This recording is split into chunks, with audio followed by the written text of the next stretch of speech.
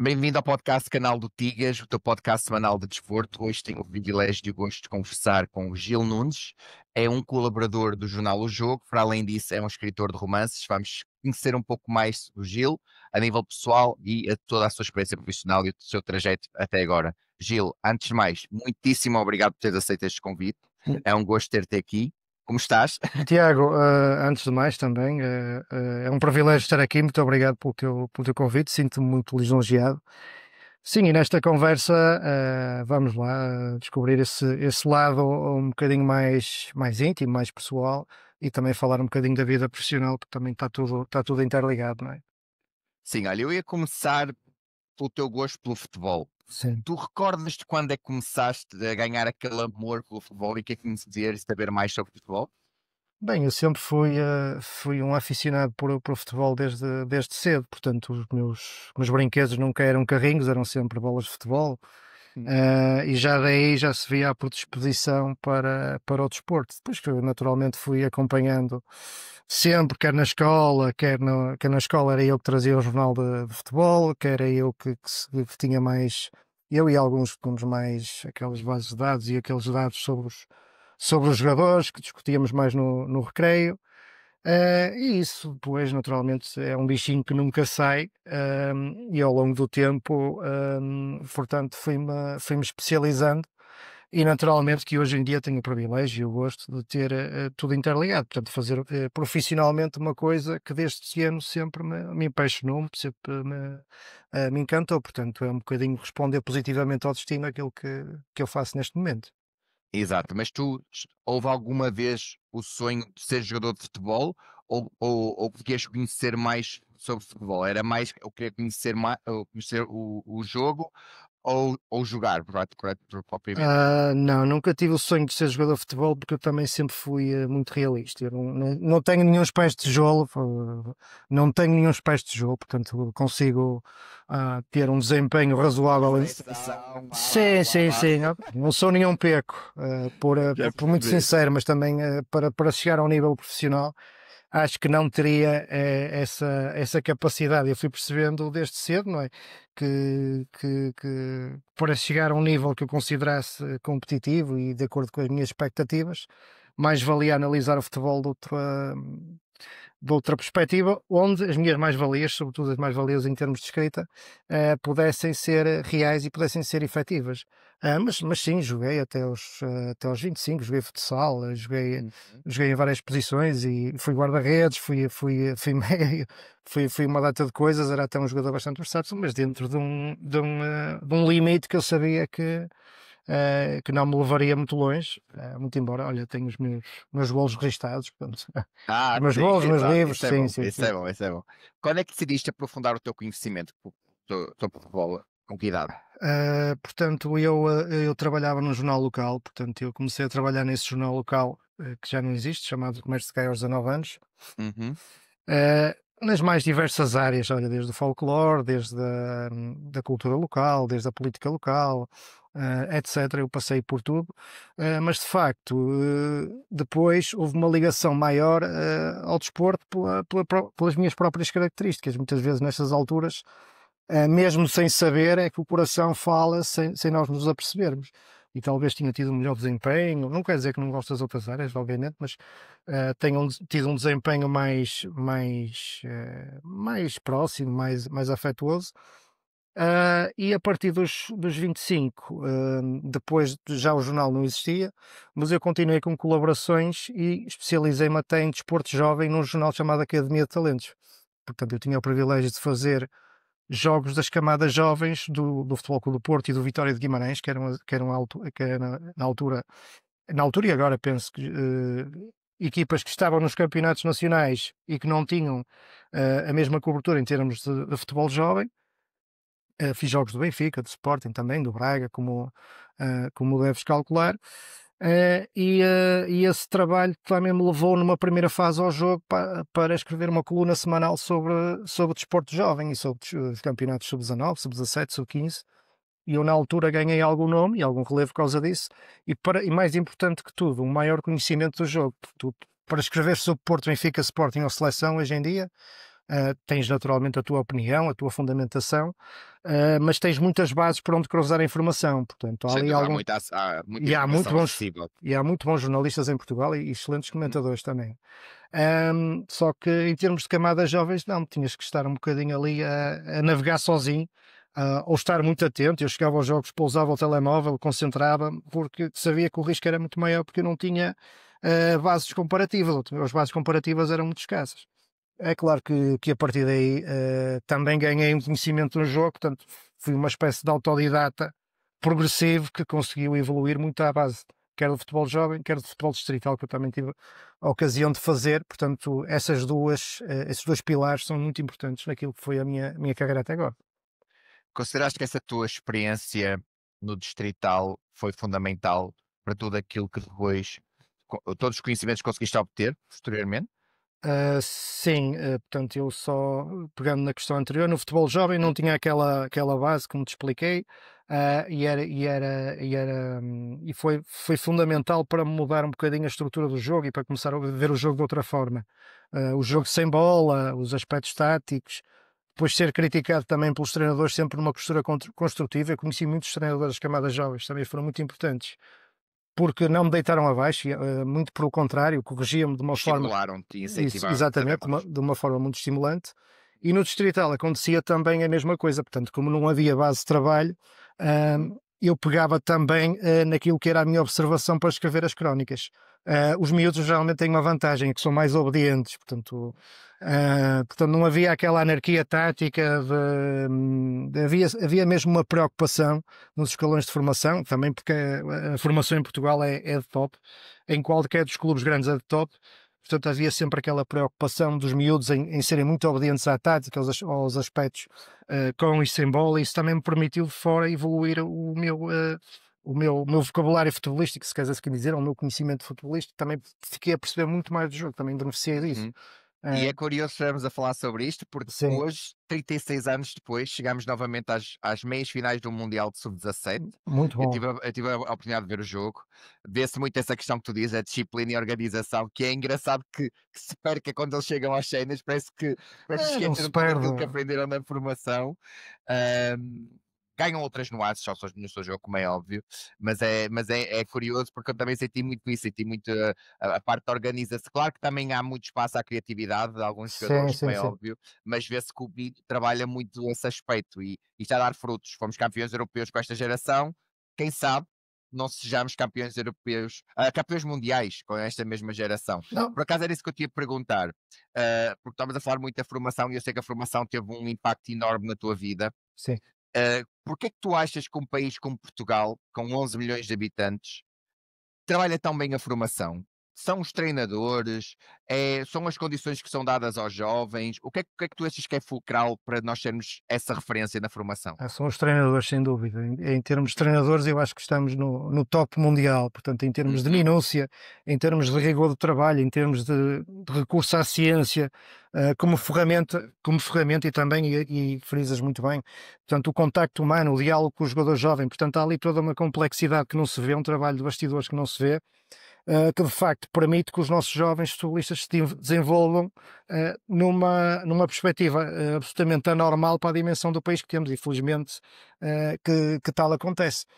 Claro que há o reverso da medalha, portanto, em Portugal também temos, se calhar, um quadro desequilibrado de praticantes de futebol em relação às outras modalidades, são 4 ou 5 vezes mais, o que motivaria um trabalho de aproveitamento ou de análise daquilo que está em excedente no futebol e reaproveitamento para outras modalidades, como, por exemplo, a Grã-Bretanha fez em tempos. E a Um, Espanha também. e a Espanha também, e outros exemplos por este mundo fora. E eu acho que vivemos um bocadinho nessa equação, mas que não podemos, de facto. É a democracia. Se os jovens escolhem praticar futebol, devemos respeitar, porque que as coisas são mesmo Óbvio.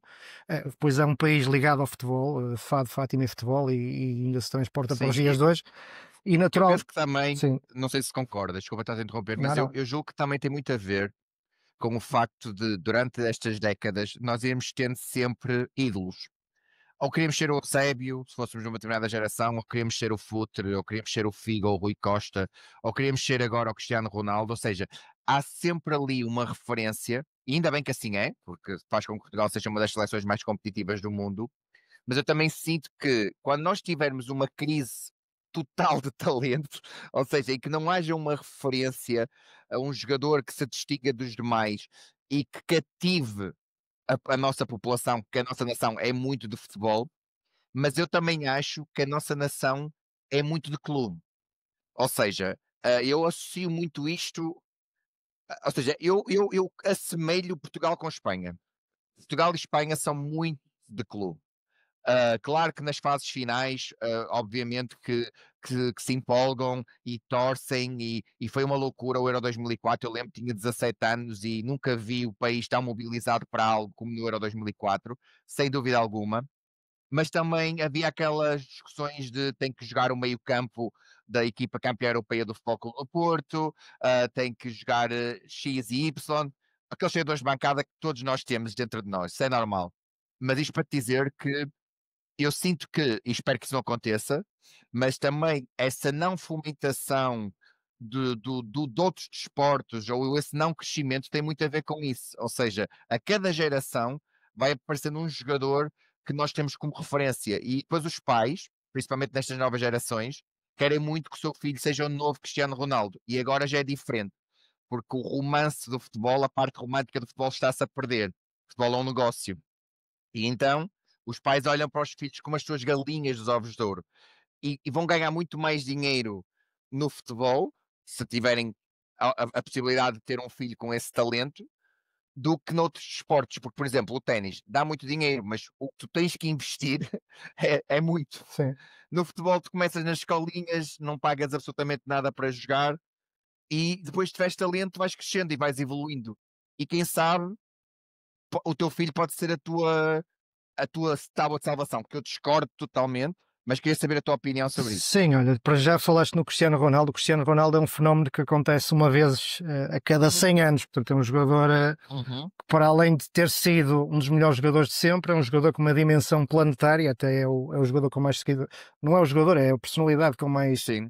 seguidores nas redes sociais e, naturalmente, que nem a Federação Portuguesa de Futebol, nem o próprio país pode fechar os olhos a esta galinhas de ovos de ouros ou esta potenciação da marca que existe além fronteiras, só por termos o Cristiano Ronaldo. Portanto, nós não precisamos de fazer nada, é só ele aparecer, que o nome de Portugal já é badalado. Podemos ter estratégias para dinamizar o vinho do Porto ou a Gola da Vinhos, puxando aqui a minha costela gaense. O Cristiano Ronaldo basta aparecer, portanto é uma coisa muito mais imediata. Naturalmente que em face da qualidade da formação haverá sempre ídolos. Se me perguntas se vão estar sempre no top 3 ou no top 5, duvido. Mas que haverá, com pequenas oscilações, teremos sempre ídolos ou condições para ter uma seleção competitiva.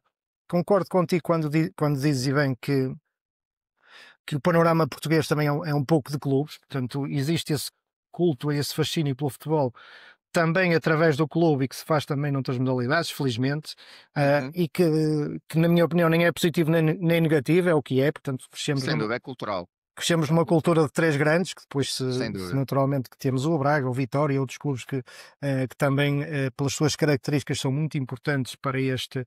O Braga, que na sua afirmação como um quarto grande, e o Vitória com massa associativa. com uma carga ímpar e com um potencial de crescimento enorme, se ligar a essa questão da cidade e da massa associativa ao clube, como é uma coisa extraordinária, como pode ser uma coisa muito mais extraordinária do que qualquer.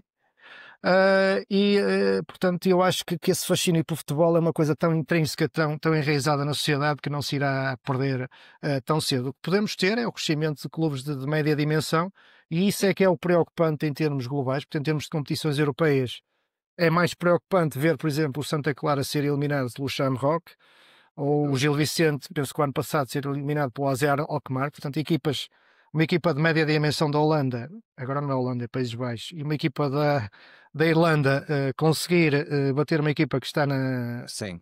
Isso é que é preocupante. Portanto, a dita classe média do futebol português não ter capacidade de ombrear com as classes médias dos outros países. isso é o mais preocupante. Agora, as perdas de referência em termos de seleção, em termos de clube, eu acho que não irão desaparecer. E olha, e Hum, pegaste só para concluir Diz isto. nessa questão dos sub-17, agora vão nascer, Uhum. estou certo que eu também vi de soslaio alguns lances, o Mateus Mido, os José Netos, o Anísio, portanto, grandes jogadores que se afiguram e que estão nas meias finais das 4 melhores seleções do mundo. Sim, não, sem dúvida, e já se foram campeões europeus, ou seja, esta geração já tem que ser considerada uma das melhores gerações sempre do futebol jovem nacional, porque campeões da Europa de sub-17, meias finais do Campeonato do Mundo sub-17, a jogar o futebol que estão a jogar, fantástico. Eu queria também te fazer uma pergunta em relação ao futebol de formação. O Sim. que é que tu aprendeste no futebol de formação, que conseguiste transpor para este teu papel na área do jornalismo desportivo? Em cima de tudo, a crítica construtiva, porque eu na altura estava naquele processo de passagem de observar o jogo como um adepto ou como um entendido, portanto também não era nenhum leigo na matéria, sabia se as equipas estavam a jogar a 4-3-3 ou 4-4-2 e a defender que desenho é que colocavam, eu isso sabia, Uhum. mas depois de todo aquele repertório de nuances, que hoje também não é 100% seguro que eu também posso errar, até por várias questões, porque ninguém é infalível, mas todo esse repertório de nuances foi-me transmitido pelos treinadores na altura e por vários elementos de equipas técnicas. Portanto, eu também lhes devo muito em termos dessa aprendizagem, e eu passei isso também para a vida prática, não só na área do futebol, mas como para outras áreas, porque eu acho que por vezes a crítica construtiva que é a melhor coisa que nos pode acontecer para evoluirmos. Eu na altura era muito jovem e consegui, mas jovem já ia ganhando alguma maturidade e alguma percepção de que quando as pessoas me criticavam também, nem todas me querem mandar abaixo, algumas também me querem ajudar. E foi essa percepção, portanto, apanhei-me nesse período da vida, que foi muito importante para eu ter crescido e para eu ter tido a carreira, pelo menos, que estou a ter agora. Acho que foi fundamental. Tu sentes que a notoriedade e o mediatismo que tens neste momento com as tuas crónicas ao domingo no jogo, toda a crítica que tu possas receber, porque estamos sujeitos, estamos na era em que estamos, ou seja, tu neste momento consegues lidar de uma melhor forma com a crítica por todo o teu percurso na formação, achas que foi fundamental? Sim, também, mas por uma questão de desenvolvimento pessoal. Portanto, Uhum. quem é comentador ao domingo do jogo, não é nenhum Cristiano Ronaldo em termos de mediatismo, naturalmente, nem nada que se pareça, mas sujeita-se. Portanto, se estás lá, se estás se tens aquela coluna, portanto, és mais conhecido e sujeitas-te às críticas, e as críticas fazem parte da democracia. Depois, naturalmente que há críticas destrutivas, e eu essas procuro eliminar, porque já nem é uma questão de análise, de reflexão, eu, sinceramente já não tenho Que nota paciência, crescente. nem me gera nenhum tipo de Uhum. emoção. Eu não quero ser um bocado frio naquilo que estou a dizer, mas não me gera nenhum Sim, tipo de sim, eu emoção. percebo. O que me preocupa é que no rol desse afastamento de todas as críticas que eu faço, negativas ou destrutivas, Uhum. haja críticas construtivas que as pessoas me fazem, que os leitores me fazem, e que eu também coloco no caixote do lixo um bocadinho de forma automática. Isso é que me preocupa. Eu, muitas vezes já não é a primeira pessoa que me diz, eu disse-lhe isto, passei-lhe aquela mensagem e você não respondeu. Isso é que me magoa. Sim, eu Agora, de percebo. resto, sinceramente, Mas eu lido acho que aquilo às que. vezes eu acho que isto é muito do ser humano e é quase inconsciente, que nós focamos-nos mais na crítica negativa e damos mais ênfase à crítica negativa do que naquelas pessoas que nos estão a estimular ou ter um comentário mais positivo e palavras de incentivo que nós. Pois eu também não sei se também vai da personalidade das pessoas. Eu não sei se tu és uma pessoa desconfiada, se te sentes que, ou seja, se não lidas bem com a crítica positiva porque acreditas que vem ali uma intenção subliminar que não está presente naquelas palavras, não sei o porquê de tu teres essa postura, se tu conscientemente percebes o porquê de não responderes a esses comentários positivos, ou se é mesmo Não, por não, uma questão de circunstância acontece. é uma questão de circunstância, acontece. Uhum. Naturalmente que há críticas positivas ou críticas construtivas que eu respondo com todo o gosto. Claro, E estou sempre disponível para responder. Agora, naturalmente que as críticas negativas. O futebol é um desporto muito emocional e as pessoas às óbvio, vezes veem a primeira frase que leem e mandam para lá um bitite e aí é mais complicado, não é?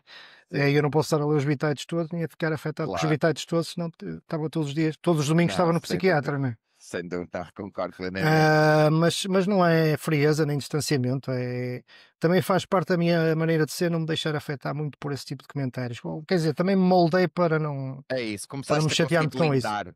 Sim, essas coisas. Isso é é muito normal. importante. E estou ali Sim. e faço esse reforço, estás ali sujeitas. Portanto, eu Sem dúvida, quando é aceitei conhecer as regras do sujeito-me. jogo e aceitá-las. A partir do momento Exatamente. em que tu estás a fazer aquilo que tu decidiste fazer, é aceitar as consequências das Aceitar, tuas ponto. decisões. Não há... E literalmente, ah, evidenciar aquilo que de positivo que o teu trabalho te dá. E eu sei perfeitamente o amor que tu tens pela escrita e vamos já falar sobre isso. Sim, força. Mas eu, antes de entrar nessa parte da escrita e de outras modalidades que também são uma grande paixão para ti, queria saber qual é a grande diferença entre trabalhar para uma publicação regional e uma publicação como o jogo. Claro que estamos a falar a nível de recursos e a parte financeira, isso é óbvio, isso é explícito para toda a gente, mas qual foi a grande diferença para ti de um comércio de Gaia para a tua primeira colaboração com o jornal O Jogo?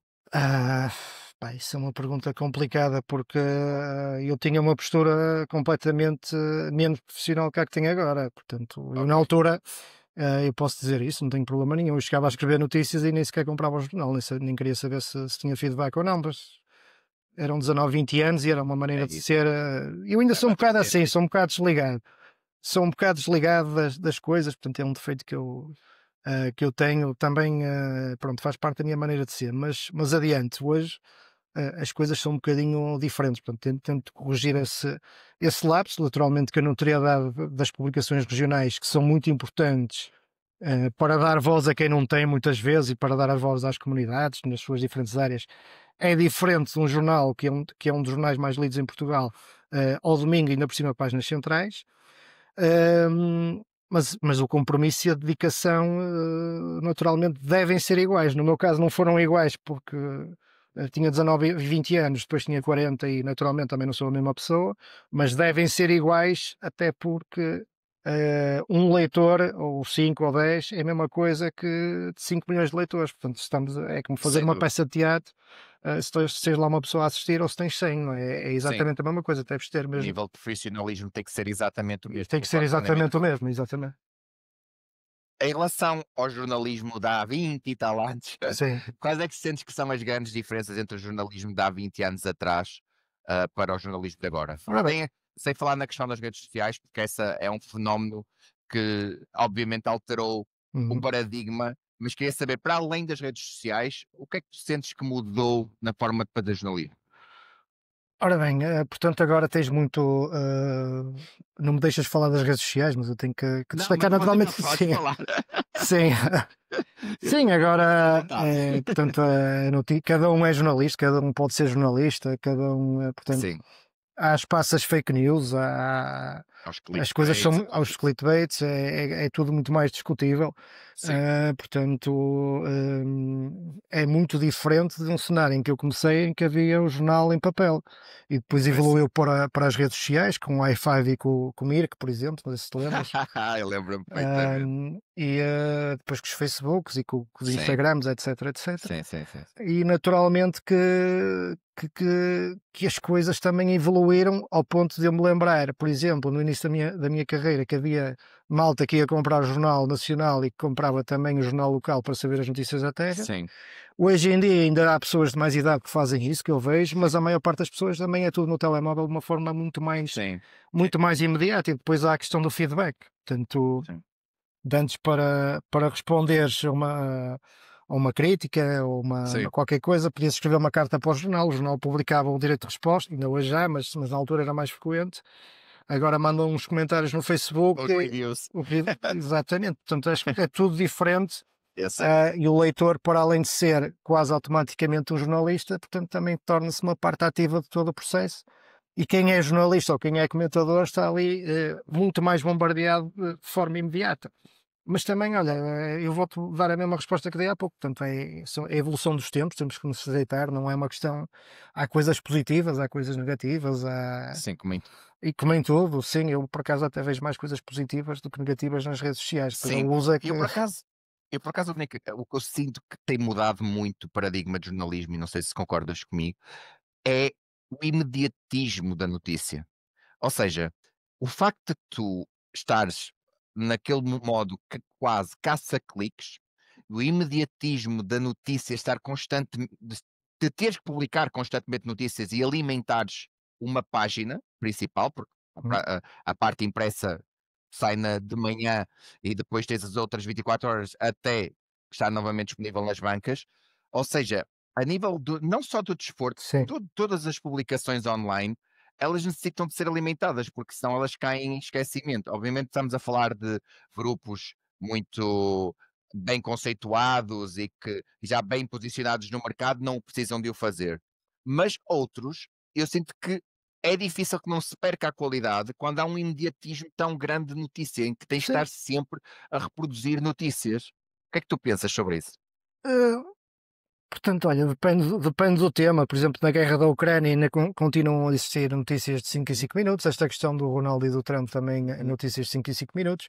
Eu acho uhum. que isto é positivo, que é a própria sociedade a falar. Portanto, é a curiosidade que de antes não tinha fio condutor, porque não havia meios tecnológicos para isso, mas que agora aqui há e que deve ser alimentada. Eu acho que devemos ver as redes sociais muito do ponto de vista positivo, e esse é um dos pontos positivos que eu gosto de Não, eu também realçar. concordo.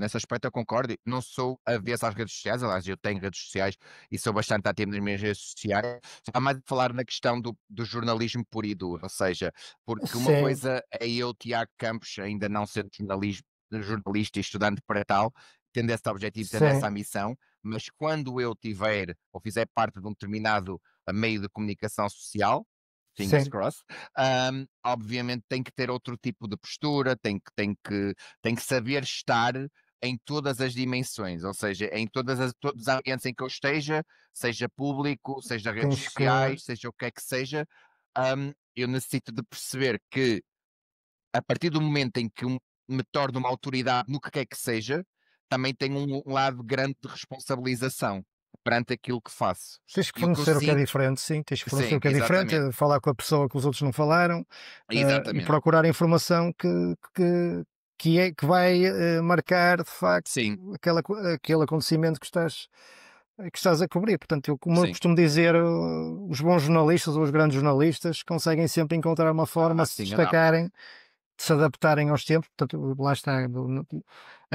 já diz, portanto, os que têm mais êxito são os que mais bem se adaptam, os que melhor se adaptam. Sem Portanto, dúvida. eu Em também, tudo na em vida. tudo na vida, Concordo contigo. em Não, qualquer âmbito da vida ou em qualquer período da vida, exatamente. concordo. Queria muito falar sobre essa tua experiência com publicações russas. Ah, Conta-me sim. como é que isso surgiu. Ora bem, eu na altura, depois da Academia de Talentos, que cobriu o futebol jovem, o jornal Uhum, transformou-se numa publicação chamada Notícias de Futebol, e aí já fazia a cobertura de vários jogos séniores.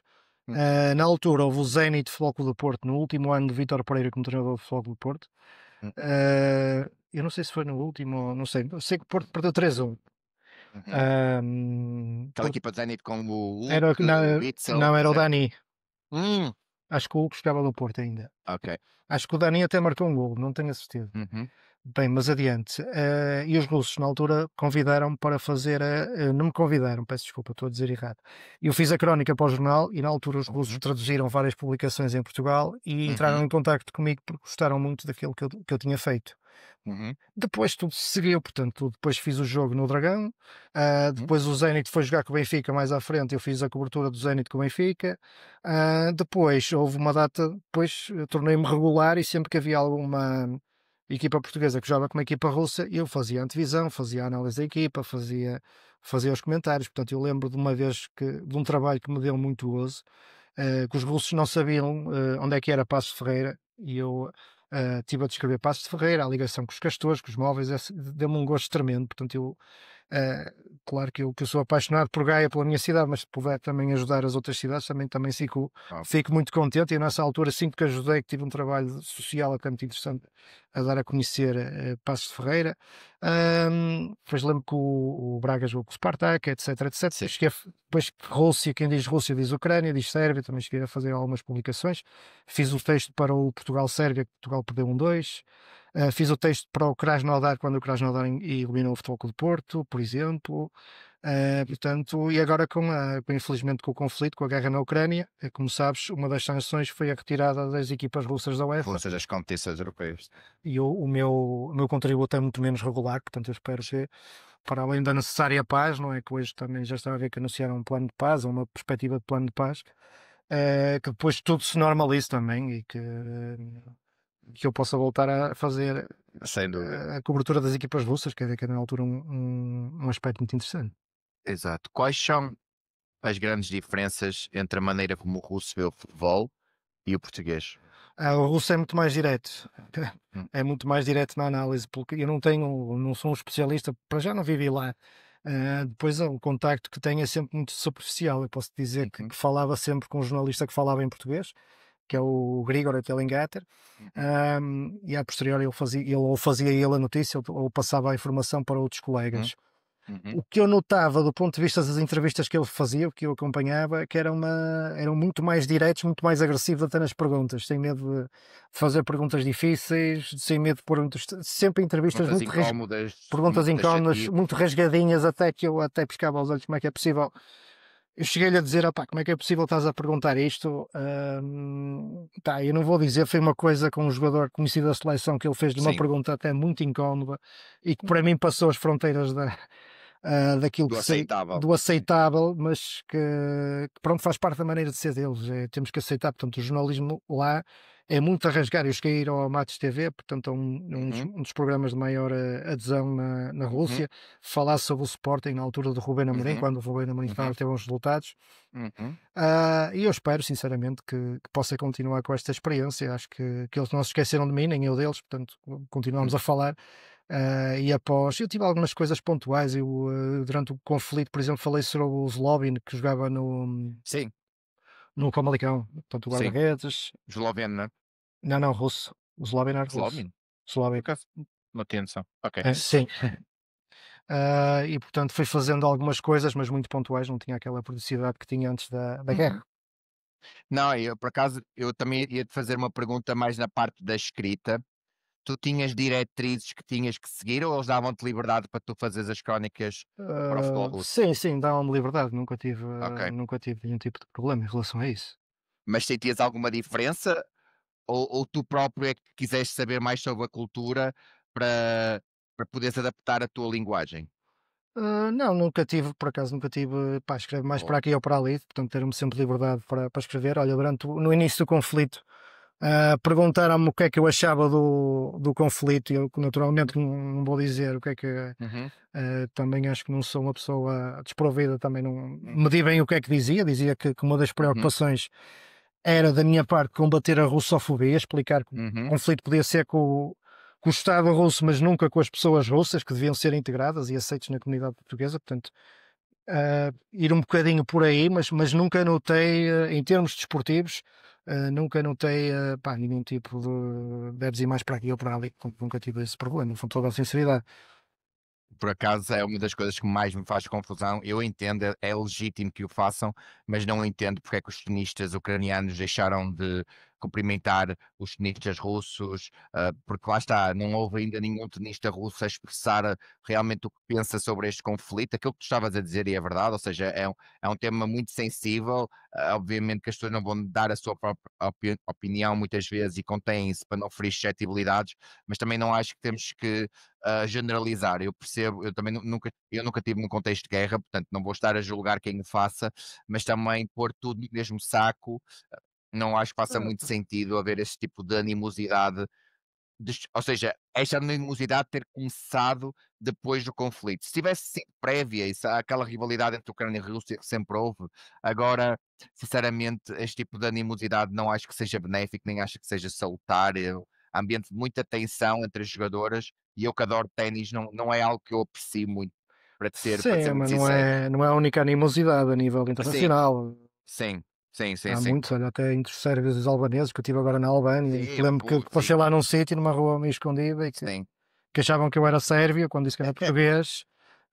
Parecia que, sim, eu não estou a dizer que são todos, não é? Aquela pessoa Não, mas teve eu uma percebo. animosidade. Eu não gosto Sim, muito de ter este tipo de comentário para não entrar no campo do estereótipo, portanto, sim, mas infelizmente ainda há gente que vê as coisas dessa forma estereotipada e sim. que devemos combater em todo o nosso discurso e ter uma postura, portanto, há pessoas boas e más em todo lado, portanto, Isso é óbvio. E eu acho sim, e que tentar passar não isso. faz sentido nenhuma generalização, nenhum estereótipo, porque há pessoas boas em todas as nações, como é óbvio. Não é a Exatamente, nação que define a pessoa, nem a exatamente. essência da pessoa. Portanto, eu concordo plenamente. Queria falar agora, até dei este exemplo do ténis, porque queria entrar muito no ténis, sabes o quanto eu adoro ténis, Sim. já te disse isso em off. Ahm, de onde é que surgiu a tua paixão pelo ténis? Portanto, eu há cerca de 3 4 anos, portanto, eu estou a falar da prática. Eu ia assistindo a ténis, eu depois posso também, eu há cerca de 3 4 anos, comecei a jogar com um amigo, portanto, uma ou duas vezes por semana, de forma muito regular, até que um dia esse meu amigo, o José Teles, foi trabalhar para Lisboa. Uhum, Foi trabalhar para Lisboa e eu fiquei um bocadinho, pá, o que é que eu tenho este bichinho, o que é que eu vou fazer? E felizmente aqui nas imediações da minha casa tenho um clube, o Corgas Clube, que tem um ambiente muito familiar, muito intimista, muito de amizade entre todos. E eu achei que não poderia desperdiçar a oportunidade, já que tinha o bichinho, devia, portanto, sair de casa e lá inscrevi-me uhum, e pronto, fui muito bem acolhido, toda a gente me ajudou muito, quer os treinadores, quer o staff, quer as pessoas, um ambiente muito familiar, muito característico pela positiva. uhum, E depois, naturalmente, comecei a ter resultados que até não estava à espera. Portanto, comecei a ganhar uns torneios internos, depois comecei a ir a outros torneios e a ter muitos bons resultados. E a partir desse momento também eu me motivei muito mais a continuar. E hoje posso dizer que é um dos felizes hábitos da minha vida, e é uma surpresa que a vida me reservou há 3 4 anos. Portanto, também, às vezes temos pedras no caminho e às vezes temos pepitas de ouro no caminho. Isto foi uma pepita de ouro que a vida me deu, e é que agora vou ter que continuar, até pelos bons resultados que tenho tido, pela motivação que tenho tido, pelos contactos que tenho feito. Portanto, é para seguir em frente. És destro ou és esquerdino? Sou destro. Ok. E quais são as tuas características como jogador? Olha, sou um jogador muito rápido, portanto sou um jogador mais de fundo de corte, portanto Uhum. tenho alguma resistência física. Eu fiz atletismo também até dos 25 até aos 38, mais ou menos, 38, 39, e ganhei alguma endurance cardio e hoje com 44 anos posso dizer que consigo ter, na maior parte dos casos, uma resistência superior em relação aos meus adversários com a mesma idade. Ahm, e faço uso desse atributo para disfarçar algumas lacunas técnicas que tenho, porque nunca tive as bases desde criança.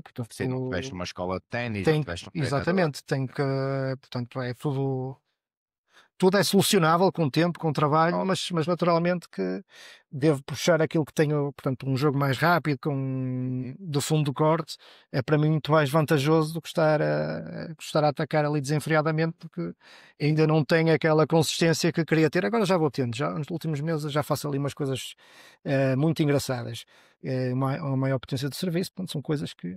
Mas também me dá ânimo para isto, porque eu percebo que as coisas que me faltam Superares. são trabalháveis, portanto, são Claro. adquiríveis, e portanto, a partir daí, Qual é eh, o piso que mais gostas de jogar? piso rápido, piso Ok. rápido. E se queria fazer uma pergunta, em relação a toda essa tua paixão pelo ténis, qual é o tempo que tu dedicas? Quanto tempo, por média, tu dedicas durante a semana? Portanto, tenho os treinos de ginásio que são importantíssimos para me complementar, para ter o físico bem preparado e para me prevenir de lesões. Portanto, 2 treinos por semana, mais alguns jogos que vou fazendo de forma amigável. Sim. Portanto, e sobretudo naquela altura de primavera-verão, em que o tempo está melhor, portanto, todos os tempos livres que eu vou tendo, eu mando-me para o corte, com vários amigos que fui ganhando também, para continuarmos a desenvolver. Portanto, sobretudo durante esse período, é uma coisa muito mais intensa. O que é que sentes quando estás a jogar ténis? Pá, eu sou muito competitivo em qualquer desporto, eu gosto de ganhar, seja, pá, no atletismo eu ia correr e sabia que não ia ganhar, mas que gostava de bater o meu tempo, no futebol também gostava muito de ganhar. Portanto, eu não sou, se me perguntas assim, opá, divertes-te a jogar ténis? Sim, divirto-me a jogar ténis, Mas quer ganhar. mas estou tão imbuído no espírito de ganhar que, hum, Eu percebo. que aquela parte da diversão muitas vezes se perde, não Sim. é? Pronto. Por acaso é engraçado estás a dizer isto, porque uma das coisas que o Nadal disse quando terminou a carreira dele foi muito isso, que devia ter-se divertido mais, que adorava jogar ténis, foi a sua profissão, mas que o seu lado competitivo muitas vezes não lhe permitiu desfrutar mais do jogo e de do privilégio que é ser tenista, porque é verdade que é um calendário extremamente exigente, mas eles conhecem Uhum. todo, todos os continentes. É verdade que estão ali para treinar, estão ali para jogar e tudo mais, mas têm esse privilégio e de fazerem aquilo, na generalidade dos casos, que mais amam e serem muito bem pagos por isso quando são tenistas de topo. Portanto, eu entendi perfeitamente aquilo que ele quis dizer, porque o próprio Messi, numa última entrevista que eu ouvi dele, ele disse mesmo isso, que agora diverte-se mais, dá muito mais importância às coisas, ou seja, já ganhou tudo que havia para ganhar, que agora sim tem esse lado competitivo, ele quer ganhar a MLS com o Inter Miami, não? Um Sim. jogador como o Messi ou como o Cristiano já ganhou e querem continuar a ganhar e tem aquele lado competitivo que é extremamente inspirador, mas acima de tudo, o próprio Messi diz que agora desfruta do jogo. De antes não desfrutava tanto. Aquela pressão competitiva, aquela tensão competitiva de querer ganhar, fez com que não desfrutasse tanto do desporto que tanto ama. E é engraçado que estás a dizer isso porque tu, que és um tenista federado, mas não estiveste no ranking profissional, dizes exatamente o mesmo que um dos melhores tenistas de sempre disse, que era sim divertir-me a jogar ténis, mas o objetivo era sempre ganhar. Sim, Portanto, eu pá. entendo perfeitamente esse lado competitivo que se prevalece e se sobrepõe à diversão e faz parte. Sim, pá, Quando mas temos uma faz mentalidade parte, competitiva, faz faz parte do meu feitio, portanto, do eu teu tento, ADN, claro que sim. sim, eu isso tento ganhar, tento ser competitivo. Uhum, Não tenho mal a perder, acho que não tenho mal a perder, uhum, sinceramente. Acho que também já perdi, já levei grandes lavadas no ténis uhum. e faz parte, não tenho problema nenhum. As derrotas que mais me custam é quando eu sei o que é que é de fazer para ganhar, sei o que é de fazer para derrotar o adversário e E não consegues infelizmente exprimir. não, ainda não tenho ferramentas técnicas Ok. para conseguir derrubar o adversário. Eu tenho duas ou três derrotas que me custaram imenso por causa desse handicap que eu tenho. O Uhum. restante, quando são derrotas justas, pá, não tenho nenhum problema, procuro aprender com aqueles que são melhores. Eu estou certo que essa tua aversão à derrota vai fazer com que tu te queiras transcender mais e mais Sim, sim, vais te sim. tornar um melhor tenista e daqui a 10 anos estamos a falar e tu estás a ganhar a tenistas de 35. Não tenho dúvidas porque vê-se claramente que é alguém que queres investir Sim, sim, tempo sim, sim. e te queres superar. Tendo essas duas valências, acredito que vais conseguir chegar onde queres e quem sabe Devagarinho. revertires esse jogo com esse adversário e seres tu o vencedor, né? Portanto, Sim, a vida dá sempre muitas voltas. sim, é Só destas coisas. falaste dos Sim, 13 anos de atletismo, por acaso tenho essa curiosidade, porque eu também gosto muito de sim, é atletismo. muito amador, sim.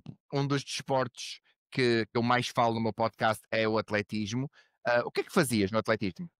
Fazia 10 quilómetros, fazia 21 quilómetros, já cheguei a fazer uma maratona por aí, Ok, portanto desenvolveu-me cardio e longa desenvolveu-me distância. resistência que eu hoje Uhum, tenho no ténis, não é? E exato. desenvolveu-me disciplina de treino. Não, Porque no isso sim. atletismo tens uma coisa, porque se tu falhas um treino ou se naquele dia não queres treinar porque até dá um Sim, programa na televisão ou vais sair sim. Já ou te vais ressento jantar com no uma dia a amiga seguir. ou seja o que for, já te ressentes depois no ciclo e depois para recuperar é muito complicado. E isso Sim, percebes que é em tudo. sim, sim, sim. Falhas um treino de ginásio, já sabes, não notas, não é? Mas cientificamente haverá qualquer Sim, sim, sim, sim. que de facto está, e essa disciplina que ganhas muito no atletismo e que eu consegui, não tive resultados de maior, mas consegui perceber a minúcia e o rigor que o teu corpo tem e que muitas vezes não tens a noção disso. São quatro Mas tu deixaste centésimas, sim. Desculpa, tu deixaste de praticar atletismo porque deixaste de divertir ou por uma questão de saúde? Não, porque deixei de me divertir. Portanto, eu ia às Ok. provas, mas epá, depois cheguei a um ponto em que já não tinha. Perdi também a disposição. E eu acho que há Uhum. alturas na vida em que também deves perceber quando é que deves deixar uma coisa de lado. Óbvio. Até porque eu não sou muito Desistir um é sinal homem. de fraqueza, é Não, sinal de coragem, na minha opinião, não sou.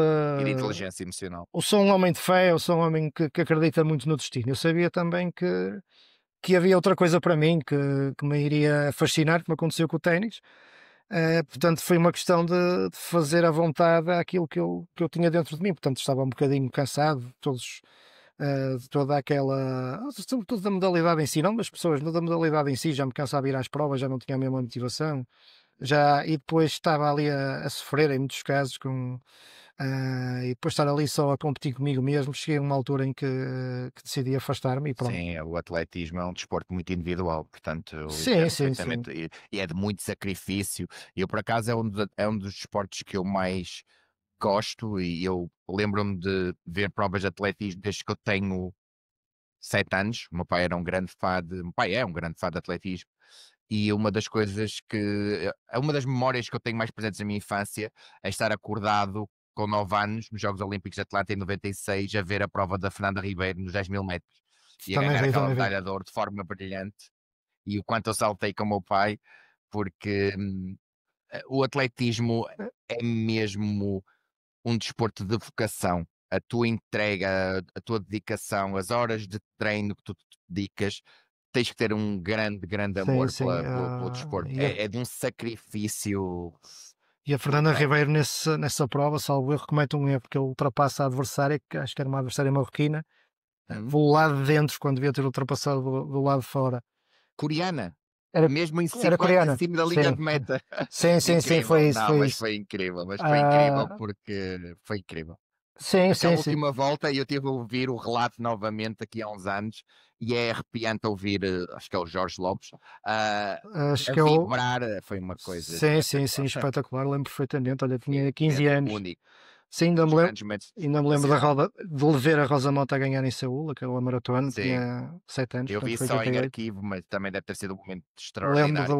do Obiquel ficar em segundo nos 100 metros, já não sei em que Jogos Olímpicos é que Uhum. foram. E lembro do Nelson Nebra também ganhar Sim, aquela sim, medalha de sim, ouro, sim. sim, sim, sim. Lembro-me Portanto, eu perfeitamente disso. tive a felicidade de acompanhar Sim, todos os grandes momentos do atletismo também. sem dúvida. O que é que tu achas que nós precisamos para termos mais medalhados olímpicos? Sobretudo fazer isso que eu mencionei há pouco, portanto, curar esse desequilíbrio que há entre o número de praticantes jovens ao nível de futebol e de outras modalidades. Sim. Através de psicologia, através dos profissionais de desporto, também temos a felicidade de ter muitos muito capacitados em Portugal, Uhum. seduzir ou sensibilizar os jovens que podem não ter tanto talento para o futebol, e que é uma coisa normal, mas podem ter talento para outras modalidades. Olha, Sim, no meu caso até era um bom exemplo. Acho que tenho mais jeito para o ténis do que teria para o futebol. Portanto, esse trabalho tem que ser feito porque Portugal ter 25 ou 26 medalhas, que eu não sei quantas tem, mas andará por aí, e a Bélgica ter 190 e tal, e a Dinamarca ter. não São é países com a aceitável. mesma dimensão. Não é aceitável. Não é aceitável e andarmos aqui a tapar o sol com a peneira sem uma estratégia global que poderia passar nesse primeiro passo por esse Sim, trabalho sim, sim. urgente que é canalizar ou seduzir para se fazer um jovem também estar no banco o tempo todo ou perceber Sim, que não vai ser a grande coisa no futebol, muito embora eu possa sim, praticar de uma forma espontânea, como eu posso e como tu podes, de uma forma não federada e de uma forma social, se calhar é muito mais vantajoso e promove as suas capacidades sim, noutras sim, modalidades.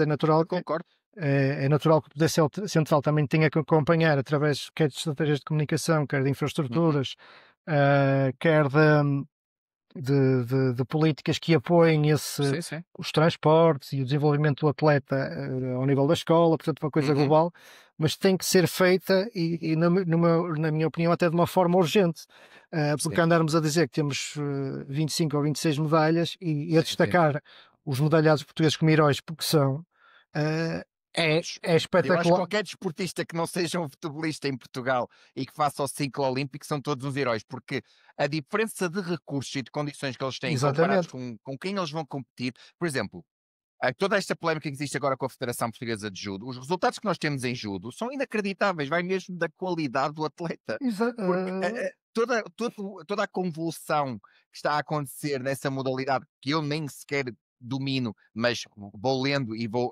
tentando saber mais. E outras situações, por exemplo, nós tivemos uma medalha de ouro o ano passado com o Yuri Leitão, sim, foi dito pelo nosso primeiro-ministro, pelo Luís Montenegro, que iria ser construído mais melhores condições, que iam ser construído um novo, não me lembro do termo técnico, mas velódromo. Vo exatamente, um velódromo para que tenham mais condições e para que haja mais praticantes de ómnio e essas coisas todas. E ficou tudo ou seja, passou quase um ano e meio e nada aconteceu. Eu acho Percebes? que Ou o seja, problema, a questão não é deste governo, ou é deste governo, é do anterior, é dos outros todos. Portanto, isto é uma coisa é que nunca. todos, é cultural. A culpa morre solteira, Morre infelizmente. Eu costumo solteiro. dizer, por brincadeira, que eu preferia ter 200 não-heróis medalhados do que ter 25 heróis. Sim. Pá, e agora vamos E para os não, próximos Jogos Olímpicos à espera de 2 ou 3 medalhas e já é muito e nem giro. é só isso, imagina, uma das coisas que eu me apercebi muito, mas isso também lá está, eu acho que há uma meia-culpa que os jornalistas e que meios de comunicação social também têm que fazer. Uma medalha de ouro olímpica é o, é o, é o auge. Não Sim, há, sem dúvida. só ganhares um Mundial ou um Europeu no futebol é que supera isso. Ok, a Liga dos Campeões também, mas só mesmo ganhar um Mundial e um Europeu. E a mim custou-me muito que o Yuri Leitão ganhasse uma medalha de ouro.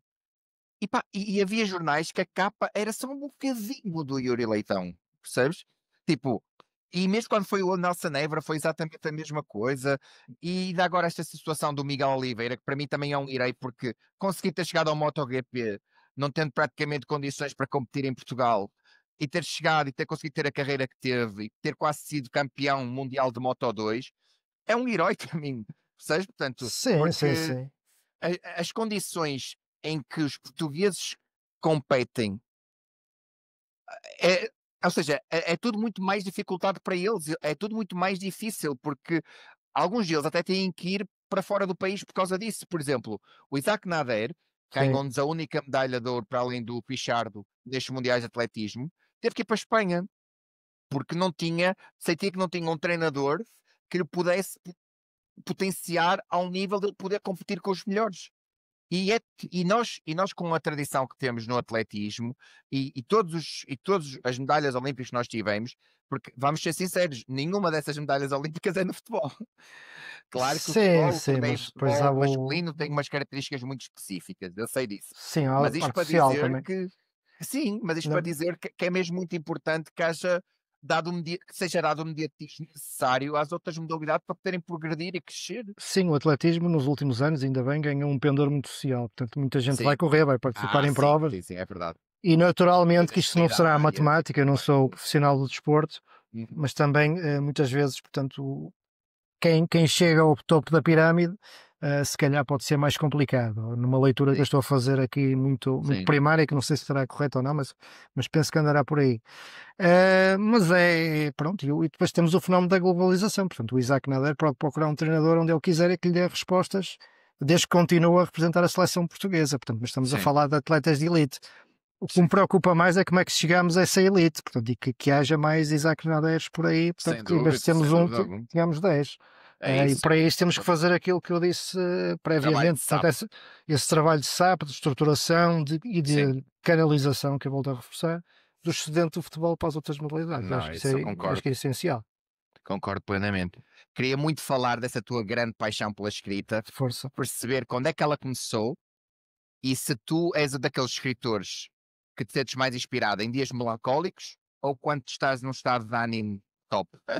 Em dias felizes. É uma questão de disciplina, portanto, se vais escrever um trabalho, um romance, tens que ter a disciplina para escrever todos os dias, porque a inspiração não te bate à porta ou às 7 ou às 6 da tarde, ou seja, a que horas for. Portanto, tens que estar ali predisposto. Umas vezes vai ser melhor, outras vezes vai ser pior, mas geralmente ganhas aquela cadência e depois passas a ser como. Olha, eu tive a oportunidade de falar 5 minutos com o Cruyff em 2004, aqui numa altura Uau, do que europeu. privilégio. E ele, nessa conversa informal que eu tive com ele, disse-me uma coisa muito importante. Todos os maus são aqueles que nos seus dias piores nunca passam abaixo do 8, de uma escala de 0 a 20. Portanto, eu retive isso e, portanto, mesmo nos dias em que esteja pior, não posso passar abaixo do 8. Portanto, eu tento. Profundo. Não, faz todo Não, sentido. mas é verdade. É. Faz todo sentido. Portanto, eu numa questão de melancolia ou de euforia, portanto, eu tento estar disponível sempre. Como é que me surgiu essa paixão pela escrita? Pelo próprio percurso da escola. Eu percebia que tinha mais A jeito que disciplina preferida é português. sim, que tinha melhores notas a português, Yeah, senti que também é. gostava de escrever de uma forma espontânea, portanto não era Uhum. obrigado. Depois, naturalmente, que via aqui a contas, que aqui e acolá que me safava, mas que não era grande coisa.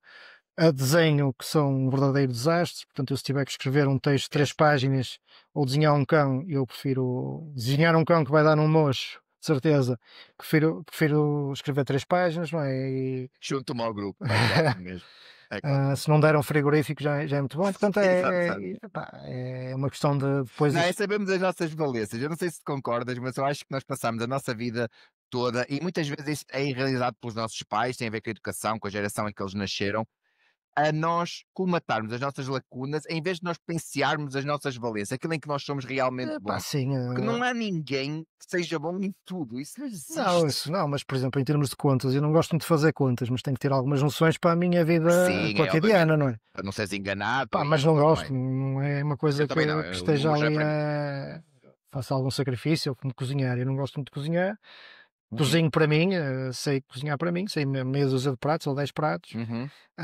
mas eu não vou para a cozinha todo contente, porque pronto, não tenho essa vocação, mas acho que já cheguei a um nível razoável, pelo menos para não passar vergonhas. Pois, opá, Eu ouço naturalmente, muita bife, tenho que ser sincero. quando tens aquele talento, percebes que tens um alcance maior, aí dás Sim, mais de ti, naturalmente. sim, é óbvio, claro que Também sim. não tenho a ambição de ser chefe de cozinha, portanto é uma Exato. coisa mais de subsistência.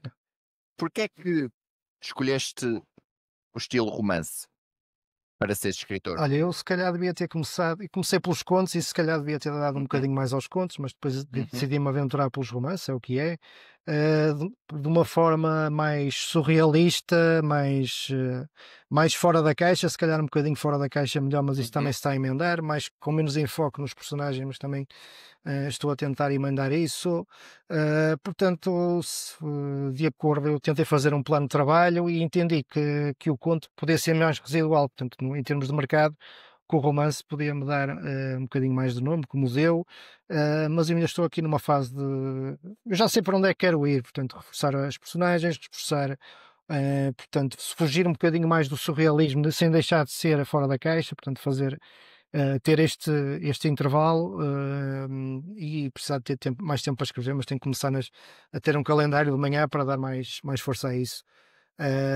Mas ainda sou muito insatisfeito e acho que posso chegar a muito mais longe, mas isso também vamos com calma, com tranquilidade. Portanto, isso fui um bocado sofro no lançamento dos meus trabalhos, agora sou mais tranquilo, até estou a ser tranquilo demais que já não publico há 8 anos, mas eu acho que de uma forma mais pausada, disciplinada, mas mais pausada, indo à frente e atrás, acho que vou conseguir ter melhores resultados. Portanto, não faço muito numa perspectiva emocional, portanto, eu geralmente sei o que é que uhum, vou escrever do princípio ao fim. Não sou um indivíduo muito bom a planear, aliás, não sou nada bom a planear, mas na minha cabeça sei para onde é uhum. que a história deve ir e não gosto muito de ter surpresas de pensamento e de novos espaços ou de novos personagens, saber mais ou menos. Saber que os personagens muitas vezes, tal como as pessoas, são dinâmicas, portanto mudam de características, não abruptamente, naturalmente, mas ao longo da história, ao longo da vida. E portanto eu estou numa fase, eu não me intitulo um escritor, sou uma pessoa que gosta de escrever e que tem que estar motivada para escrever, mas estou numa fase de finalização de uma reflexão que eu queria fazer e estou a deitar mãos à obra, portanto já tenho aqui coisas adiantadas para o meu sexto trabalho que espero em breve conseguir lançar. Mas Mas não vou será dizer que. igualmente um romance ou será Sim, algo sim, diferente? sim. Será um Ok. romance. Mas eu não quero ser a dizer se vai ser para o ano ou para o ano que vem. Espero que seja para o ano, mas Fazes vamos bem, com não te calma. comprometas. Não, desta vez não vou comprometer quando tiver que sair. Sai. Felizmente já tenho a Exato. possibilidade de recorrer a muitas pessoas para editarem os meus trabalhos, que é bom. Também são Isso é ótimo. benefícios de ter algum mediatismo por parte, Uhum, sobretudo pelo facto de escrever no jogo e uhum, da minha escrita ser conhecida a espaços, uhum. naturalmente, que se não se avalia o que eu escrevo lá para um romance, mas vê-se que quem escreve Faz aquilo, muitíssimo bem. quem escreve aquilo poderá escrever um romance, não é? Completamente. Ao contrário do que Eu acontece gosto no muito da desenho, tua escrita. acontece o que acontece no desenho, portanto, vamos tentar ir por aí sem me comprometer. Fiquei, Portanto, fiquei curioso com uma coisa. sim, Tu força. disseste que estavas muito sofro nos teus primeiros trabalhos. Tu tens, neste momento que não publicas há 8 anos, Sim. tens alguma noção do porquê dessa sofreguidão? Até aliás, nem são 8, são 7, que foi em Uhum, 2018 e ainda estamos em 2025. uhum, Não sei, não sei. Naturalmente tens aquele impulso que queres escrever e queres lançar um romance e queres terminar e queres estar nas apresentações e queres estar no jornal e uhum, tal. há muito esse, não diria essa ânsia de fama, mas essa ânsia de ver o resultado final, em vez de ver o progresso, não é? Agora se calhar penso de Sim, forma diferente. diferente. Também agora já tenho a oportunidade de ser mais conhecido e de Uhum, já não ter que suprir, e se calhar é uma coisa automática, essa falha na minha cabeça, portanto as coisas sim, acontecem de uma forma mais gradual e mais progressiva. ok. O E que por é bom. acaso, sim, é óbvio, claro que sim. Mas, ou seja, durante estes 8 anos, ou destes 7 anos, de reflexão que tu estás a fazer, não houve, ou seja, durante este período, tu estiveste sempre presente que querias voltar a publicar, que uma Sim, das sim, coisas que sim. mais te move é escrever um livro? Sim, sim, sim, sim. Eu Ok. fiz coisas pontuais, fiz textos para Uhum, exposições de uhum, pintura, fiz um trabalho para a revista de juventude, uhum. pá, que eu infelizmente estou-me a esquecer do nome dela, mas é a revista da Agência Nacional Erasmus+, também com um conto, com uma pequena história sobre juventude. Escrevi para uma revista de um projeto de uma jovem chamada Calíope, também com alguns contos. Portanto, são aspectos muito pontuais, ou colaborações. Fiz um prefácio do livro da Lídia Cunha também, um livro de poesia. São coisas muito pontuais e que me vão alimentando, mas não têm a dimensão de um romance, que é uma coisa, portanto, eu estou a falar aqui de um T1 ou de um T0, e estamos a falar de um romance que é uma catedral, uma Sim. Trump Tower, ou assim, uma coisa qualquer, não uma Torre Eiffel, e que leva mais tempo, mais ponderação, e portanto é preciso estar com o computador à frente, eu levanto-me cedo, ir para a frente e para trás, escrever sempre, mas ter com aquela perspectiva de que pode não ter ficado tão bem e que mais um bocadinho mais de rigor e de perfeccionismo. E eu Uhum. para isso não posso ter aquela compulsividade de pá, tenho que acabar isto em um ano, que é uma tese de Estou a doutoramento. perceber. Não é uma tese de doutoramento, entendeu? É um romance, é uma coisa diferente. Quais são as tuas grandes fontes de inspiração para os teus livros?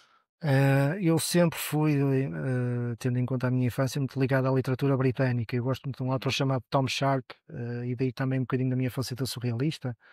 Os Monty Python, as Fawlty Uhum, Towers, portanto, os livros da Agatha Christie, uhum. os livros policiais da Agatha Christie, todos eles. Portanto, vem mais por aí da literatura britânica, do cinema britânico, do humor britânico. Portanto, o humor que tenho também muitas vezes é muito, muito britânico sem eu dar conta. Portanto, Sarcástico, sim, sim, sim, sim, humor sim, negro. sim, sim, sim. Portanto, essa inspiração que tive, depois naturalmente que fui vendo textos magníficos, poemas como o da Tabaqueira, do Fernando Pessoa, o Mostrango, do Fernando Pessoa, também gosto muito desse tipo de poesia, gosto muito do João Tordo, que em Portugal acho que ele escreve muitíssimo bem, o dos Lombos de Cecília Flores, por exemplo. Gosto muito de ler quem tramou Harry Cabert, também um livro que eu li recentemente. Portanto, tudo um bocadinho por aí. Portanto, e vendo também na internet às vezes alguns excertos que eu acho fantásticos, mas é um bocadinho por aí, mais para a literatura britânica, puxando também para a literatura portuguesa. Gosto muito de ouvir letras de músicas portuguesas, acho que coisas fantásticas. Ahm, Sem dúvida. Nós temos grandes compositores. Grandes, sim, sim, sim, sim. Eu gosto muito de tentar na letra, portanto, ouvir a música e tentar na letra. Sim.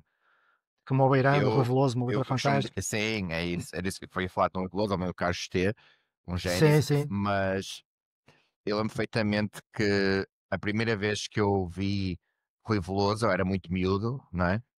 E as primeiras músicas que eu ouvi foram aquelas músicas tipo o Arménio Tralharios, ou Chico Fininho e não sei o quê. Mas depois, quando aprofundei o meu conhecimento sobre a obra do Rui Veloso, com o Carlos T, há ali letras extraordinárias. pá, Aquilo é. eu Pedra não, Brunhosa também tem letras fantásticas. A nossa língua, eu não sei se tens essa opinião, sim, a nossa língua, quando bem usada, e eu conheço várias línguas, é a língua mais bonita do mundo. E é a língua mais não sei, mas completa. Porque o português, quando bem escrito, é delicioso. Eu acho que muitas vezes, ou seja, a possibilidade de fazer jogos de palavras em português, tens noutros países, tens noutras línguas, mas nossa, o nosso léxico é tão grande e é tão variado que dá muito a quem queira escrever, tem muito por onde explorar. O português é inesgotável. sim, sim, por esse prisma também poderá ser mais difícil de aprender por parte de Claro. quem quer aprender português. Sim, claro que sim. Eu não quero, claro que tens uma ligação muito mais forte em relação ao português Uhum. do que terás com outras línguas, até porque eu não consigo fazer uma coisa que muita gente faz, que é falar inglês e depois começar a pensar em inglês. Eu acho que falo muito bem inglês, mas não consigo pensar em inglês, portanto penso sempre em português. Eu tive, eu imagina, a minha mulher é húngara, portanto a minha dinâmica com ela há quase 11 anos é em inglês, trabalho em inglês quase desde forma ininterrupta desde 2016 e agora já tenho essa capacidade, Sim, mas eu falo muito por questões de trabalho, falo muitas vezes sim, inglês e acho que sim, falo fluente. uhum, Epá, mas não consigo, e já escrevi um conto em inglês, inclusivamente, boa, mas não consigo fazer esse clique de começar a pensar em inglês. Portanto, eu não tenho, nunca vou ter essa noção se seria mais fácil para as palavras, mais uhum, difícil, porque ou eu estou muito ligado também ao português, também escrevo muito mais em português, escrevo todos os dias, sim. naturalmente que eu acho que não tenho mesmo essa. Nunca terei essa noção de saltar fora da minha língua e pensar noutra e ver se tenho mais vocabulário ou não. Acho que eu aí já não vou chegar, mas também não é a minha intenção. Tu és muito exigente e perfeccionista. Não, por acaso não. Ah, Parece, é pelo que estás a dizer. não, sou disciplinado. Perfeccionista, não sou muito Ok, perfeccionista. ok, já percebi. Porque eu ia te perguntar em relação a isso. Ou seja, tu és daquelas pessoas que quando estás a escrever e sentes que não está a fluir, porque há dias em que o texto não sai, tu és muito de ficar a matutar nisso, ou és de sair de casa, vou dar uma volta, fazer uma corrida, vou dar uma volta de bicicleta, vou voltar e já vou. A Não. inspiração. Ah, pronto, eu sei que há crónicas que fiz que não era propriamente aquilo que eu queria dizer e que enviei e faltava-me aquela ideia ou outra, mas passo para a frente. Uhum, Não há. Penso que na próxima semana vou ter outra oportunidade e que na próxima semana ok. estarei melhor. Portanto, Mas ah, sempre foste assim? A tua escrita sempre funcionou dessa forma, nesses moldes? sim, eu sou um bocado assim para a vida, portanto, Ok. não, tento fazer bem, mas quando vejo que não consigo, que me falta alguma coisa, que me falta alguma coisa, eu não sou de ficar Passas a à frente. cismar, eu passo à Não frente. ficas a matutar. Não, Ok. porque Isso é muito pá, bom. não vale a pena. Sim, eu sou muito perfeccionista. Eu sou muito perfeccionista e eu escrevo para a Bola na Rede, como eu te disse, Sim, sim, e sim. eu revejo os meus artigos várias Ah, pá, vezes. eu revejo 2 ou 3 vezes E e repara, publico. e eu Não percebo o que estás tenho. a dizer, acredita que sei o que vais dizer a seguir, porque quanto mais eu revejo, pior é. Porque, Sim, sim, sim. porque depois, às vezes, estás tão cansado de rever o mesmo texto que escapa-te ali um typo ou um erro qualquer de digitação. Pois é Eu, normal. graças a Deus, erros ortográficos não dou, mas porque o meu pai sempre me incentivou muito a ler em português e a Sim, mas eu fomentar já o dei, já conhecimento da publiquei isso. língua. Não tenho. Mas quanto mais eu revejo, os textos que eu mais revi, quando eu fui depois ver o texto no Bola na Rede, pensei, uau, porque é que foste rever tanto? Não era necessário. Não, eu costumo Mas dizer que, pá, eu erros ortográficos não dou em chinês, porque eu nunca dei um erro ortográfico em chinês, portanto eu não sei escrever, portanto só em português já dei muitos e vou continuar a dar, não tenho problema nenhum com isso. Quer dizer, claro que já de tanto escrever, temos dou um muito corretor poucos, também dou que nos poucos, ajuda bastante. dou pouquíssimos, mas Exato. não fica a matutar por causa disso, tento corrigir e Não, volta eu para não a é frente. tanto isso, imagina. Os artigos têm o meu nome, como os teus artigos e as tuas crónicas têm o teu nome. E eu sinto que os meus textos têm que ter muito de mim. Eu tenho que ter a minha própria identidade, percebes? Uhum. E quando eu vejo uma determinada frase, num dia em que eu não esteja tão inspirado para escrever, que eu penso, não gosto. Mas depois penso, pá, que frase é que pode substituir, que é que pode soar melhor? E fico ali a matutar, a matutar. Por exemplo, uma das coisas que foi muito importante para mim ontem, quando eu fiz a primeira cobertura para o Bola na Rede, no jogo de hóquei, foi que tinha que fazer um texto de última hora e uns destaques do jogo para ser entregue no espaço de uma hora, mais ou menos, depois do jogo acabar. Desculpa. E isso disciplinou-me, porque eu Sim, tinha que entregar e então olhei para o texto e pensei assim, ok, tens de ser pragmático, tens de ser prático, tens que ser mais assertivo e não tão emocional. sim, e para a E semana ser tens outra oportunidade, portanto é exato, vida, não há. Pá. exato. Sim, mas eu sinto que essa excesso de perfeccionismo não é positivo. Não é de todo Sim, sim, positivo. sim. Sempre eu tive e tenho que limar essa aresta claramente. Eu, Queria-te falar eu- um pouco sim, sim, diz sim. isto. Não, eu leio textos para trás, por exemplo, os primeiros textos que eu publiquei no jornal, Uhum. e valha-me Deus, como é que é possível? Não é? Até foi uma falta de respeito com pessoas, muitas vezes, que eu ia para as cerimónias, olhava, escrevia, nem falava com ninguém, portanto um trabalho muito pouco profissional, mas também nem posso estar aqui Não, é traumatizado por que causa disso, não. não, é óbvio. Não, eu traumatizado não fico. Eu Eu simplesmente também sou estou a dizer tão que exigente ficas, comigo sim. mesmo, percebes? Que, hum, ou seja, não é positiva. A sensação de não ter orgulho naquilo que faço ou de não gostar daquilo que fiz, não é positivo. Não, traz-me coisas negativas, traz-me Sim, é sensações normal. bastante negativas e difíceis de digerir e de, hum, e de é isso mesmo, de a gerir dentro de mim. É muito um processo inconsciente, quase. Queria falar, estamos quase a terminar, mas Sim, eu sim, queria força. falar também sobre o que é que tu pensas do atual estado do futebol nacional. É, portanto, temos esse problema de falta de competitividade da dita classe média, que eu acho que se poderia Uhum. resolver fomentando um pouco daquela ligação que havia de antes ao nível dos empréstimos, ao nível da ligação entre os clubes, ligação mais próxima, de forma a que os grandes pudessem alimentar os médios e os médios pudessem alimentar os mais pequenos, que seria fundamental para se resolver esse ato. Estamos num clima de alguma clivagem entre os grandes, que hoje até houve um almoço, que ainda não acompanhei, mas que acho que ninguém tira benefício disso, porque, por exemplo, eu costumo dar o exemplo Boa. do que aconteceu na Alemanha, em que o Borussia Dortmund estava à beira da falência e foi o Bayern Munique que deu a mão, porque é importante ter rivais e ter rivais competitivos. É Eu importante. vou-te ser sincero, eu não sei qual é a tua opinião, queria muito falar sobre isto para saber a tua opinião. Eu não acho normal, tendo em conta todo o dinheiro que é movimentado pelos três grandes, que ninguém tenha dado a mão ao Boa Vista. Pá, Eu eu isso não o tenho Boa os Vista dados é um. todos para responder. Não, mas no sentido de aquilo que tu estavas a dizer, ou seja, o Boa Vista é o quarto grande, foi o único que foi campeão para além dos três O grandes. Bolonenses Ne- também foi. Sim, exato, desculpa, exato. Sim.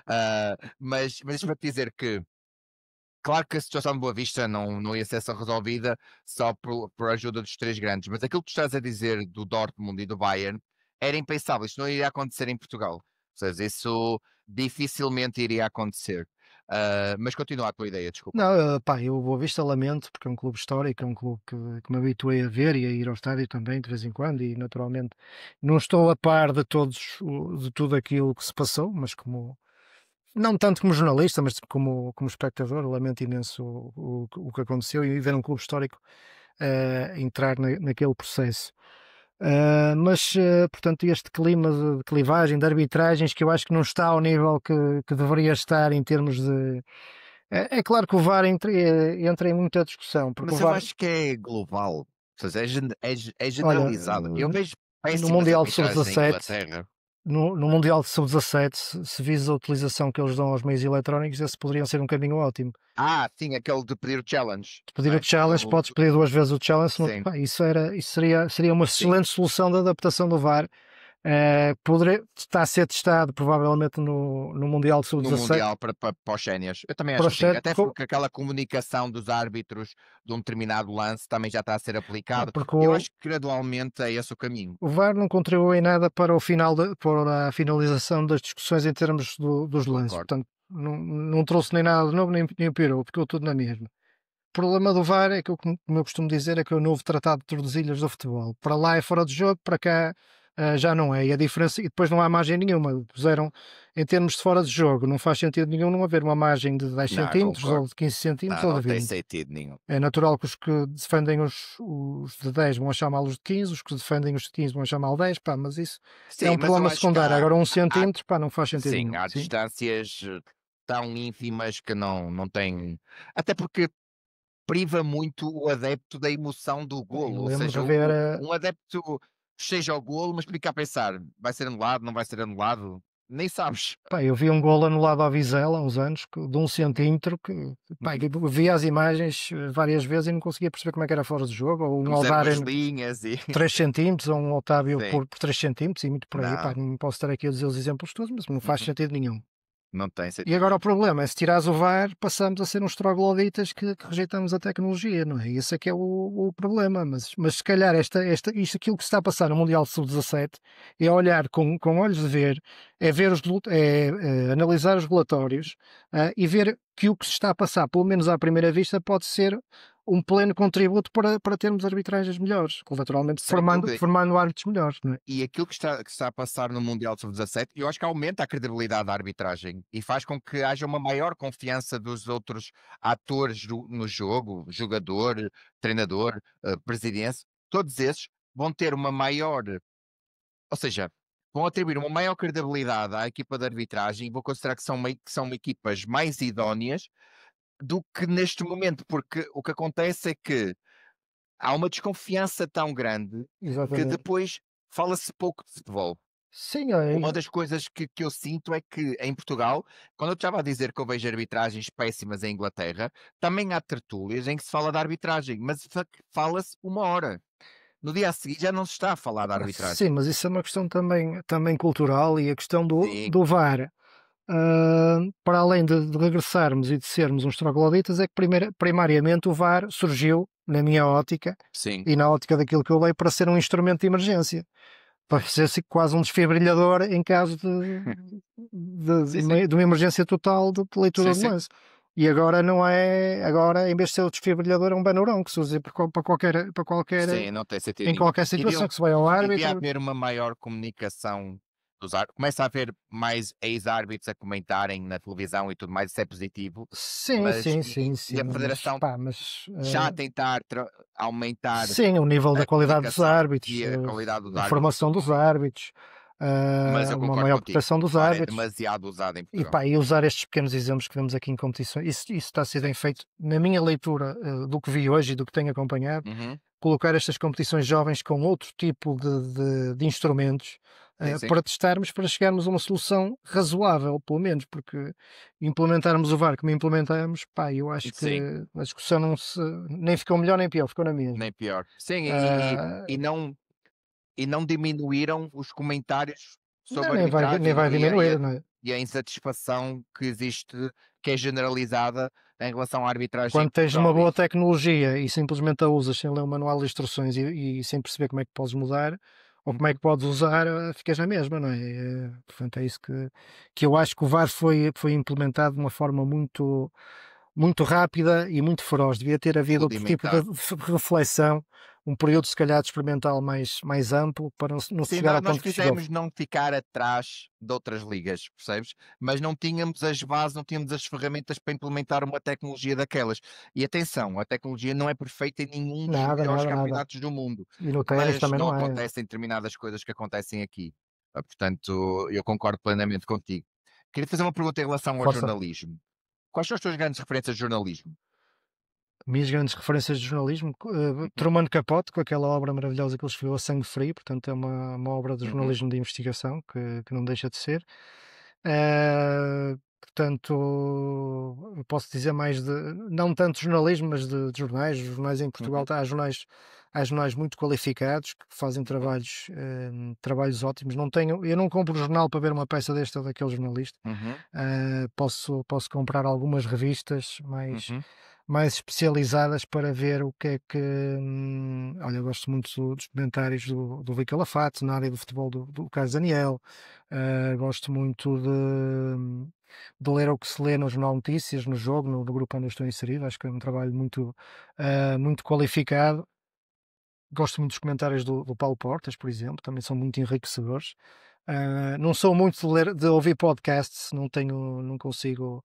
Eu preciso me desligar a uma certa hora do dia e não é ler podcasts, é ver filmes, que eu tenho aqui uma imensidão de filmes para ver.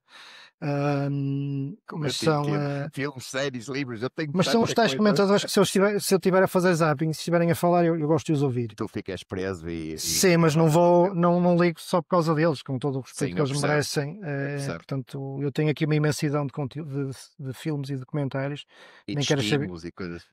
que me fazem ocupar os tempos livres portanto, eu já consigo ter acesso às redes sociais e vou vendo as notícias que me interessam e pronto, e é um bocadinho por aí.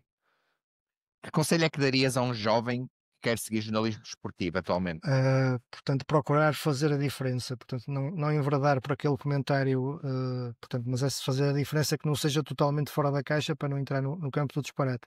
Tentar dar a notícia que os outros não dão, isso é essencial. Tentar chegar, se calhar, numa primeira fase, dar voz a quem não tem, portanto, chegar ir aos distritais sem medo, a falar, fazer daquilo um trabalho extremamente profissional, porque a partir daí vai surgir o boca a boca que os vai levar Passar a ser uma autoridade. passar a ser uma autoridade e despertar o interesse de outras publicações, tentar cobrir se calhar outras modalidades que não estão tão em voga e que precisam daquela voz de referência, portanto não ter medo de falhar, porque Olha, eu estou faz nesse parte. caminho. Eu criei esse Não podcast falhar, não precisamente falhar. com esse objetivo. Estou Não, nesse caminho. não tem medo de falhar Tirando o medo de falhar, e depois tentando libertar-me do medo de falhar. aí estás no bom caminho, tenho a certeza. Obrigado. E claro está, depois ouvir comentários de quem percebas que está a ser construtivo. Pode ter uma crítica negativa, mas está-te a puxar para aqui e para acolá e não recebes aquilo com o tal trauma que não vale a pena ter os traumas, é seguir em frente. É como a filosofia um bocadinho do Rambo, portanto não interessa quantos socos dás, é quantos socos levas e de que forma é que continuas a seguir em frente.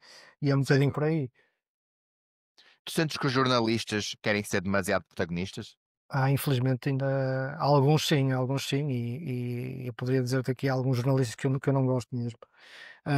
Que acho, Diz off the record. epá, alguns que são escritores de referência ou que têm muitos livros que eu não gosto sinceramente, não aprecio nem o estilo nem a forma como intervém, mas pronto, isso há em todas as profissões, portanto. É um problema que não é só há grandes jornalistas também em Portugal, mas é um problema Mas transversal. dirias que esse é o pior hábito de um jornalista?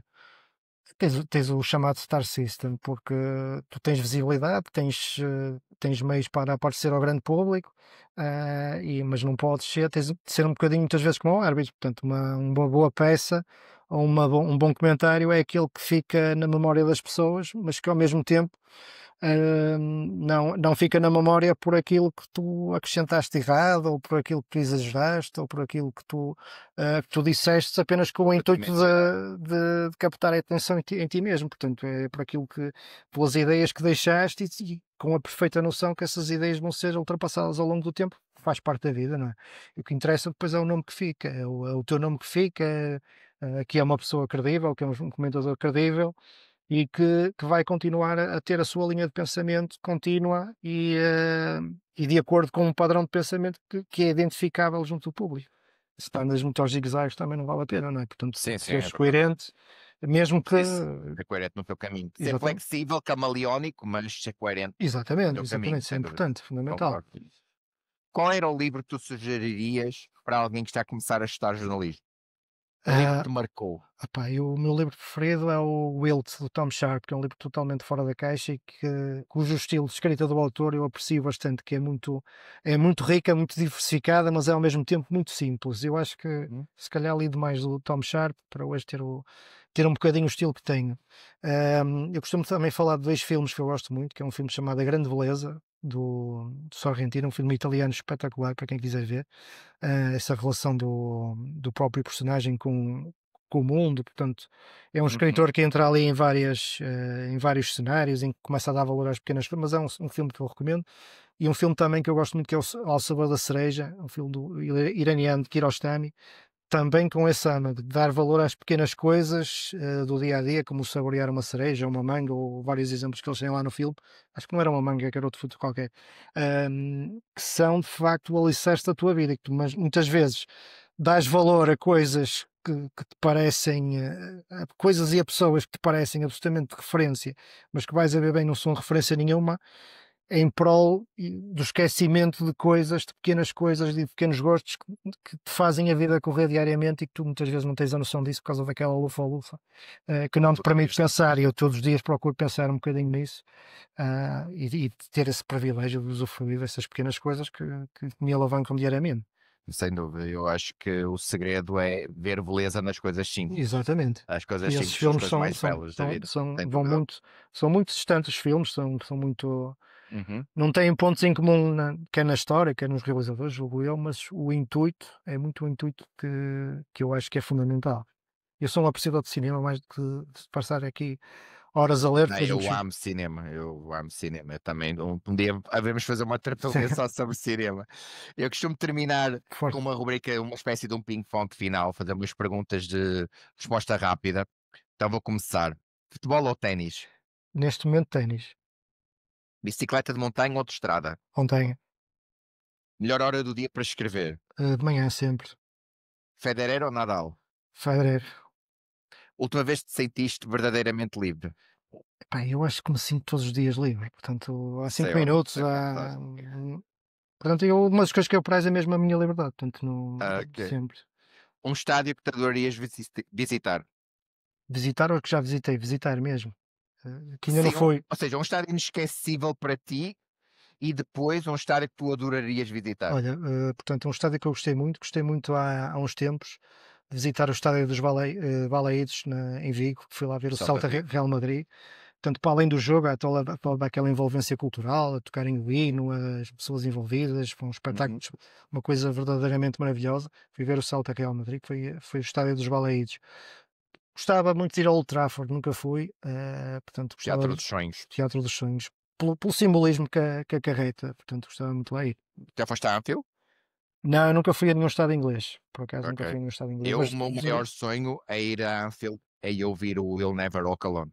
Porque acho que deve ser absolutamente arrepiante ouvir aquele olha, momento ao mas vivo. já vi um jogo da segunda divisão da Roménia, portanto, muita gente. Uau, espetáculo! Temos de falar sobre essa experiência. Que jogo é que foste ver? Pá, fui ver o Ramnik Sarate, o adversário, já não me lembro, foi da segunda Uau! divisão. A estádio estava cheio?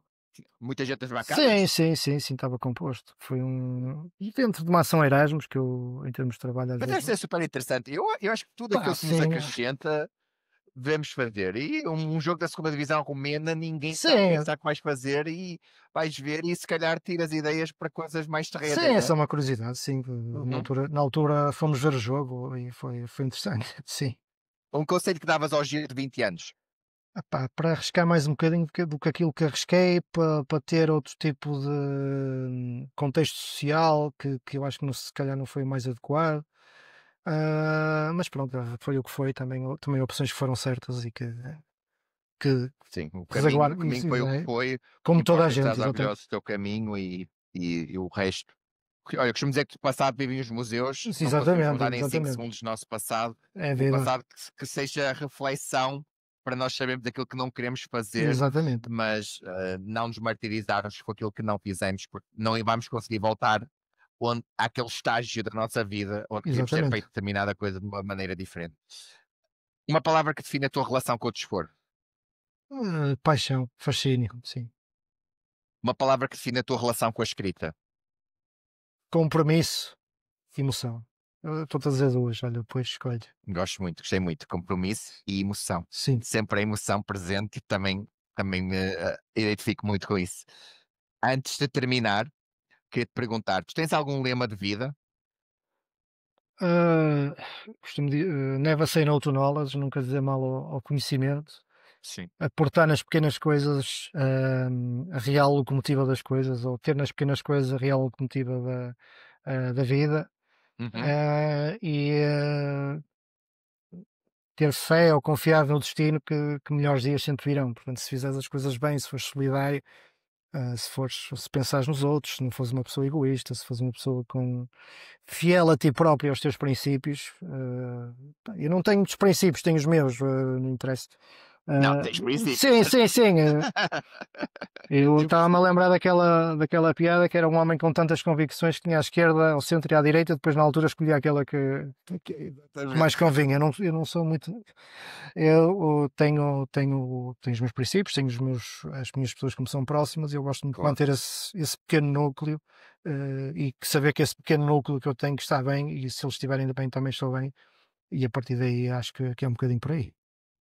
Gosto muito da forma simples como tu vês a vida. Acho que muitas vezes nós complicamos determinadas coisas e é sempre bom falar com uma pessoa tão leve como tu. O que eu mais Obrigado. gostei desta conversa foi a leveza que tu me transmitiste.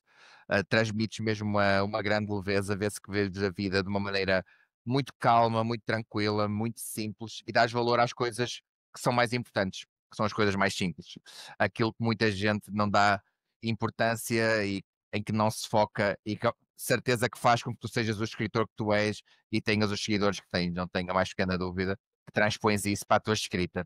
Gil, Foi um privilégio ter-te aqui Um comigo. abraço, Gostei imenso foi desta espetacular, conversa. foi um privilégio Muito também. obrigado por teres aceito este convite. Obrigado eu. E a ti, que estás deste lado, se me estás a ver ou a ouvir, peço-te que partilhes este vídeo com todos os teus amigos, familiares, conhecidos, amantes do desporto, tal como eu, tal como tu, e que subscrevas o canal, que atives o sininho para mais notificações e irei voltar brevemente com mais convidados dentro da área do desporto, amigos que também adoram falar sobre desporto, sobre várias modalidades. Haverá sempre espaço no meu podcast e volto para a semana com promessa de mais desporto.